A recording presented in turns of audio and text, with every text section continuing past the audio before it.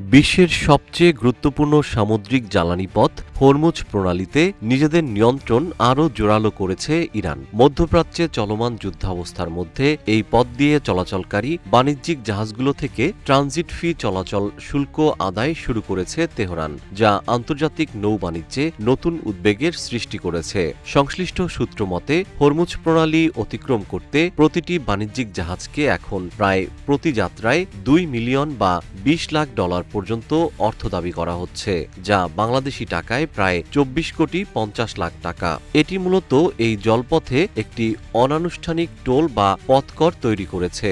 সংশ্লিষ্ট তথ্য মতে, বেশ কিছু জাহাজ ইতিমধ্যে এই অর্থ পরিশোধ করে প্রণালী অতিক্রম করেছে। তবে এই অর্থ কোন প্রক্রিয়ায় বা কোন মুদ্রায় লেনদেন হচ্ছে তা এখনও পরিষ্কার নয়। এই ফি আদায়ের বিষয়টি এখনও পদ্ধতিগত বা সব ধরনের জাহাজের জন্য বাধ্যতামূলক হয়ে ওঠেনি।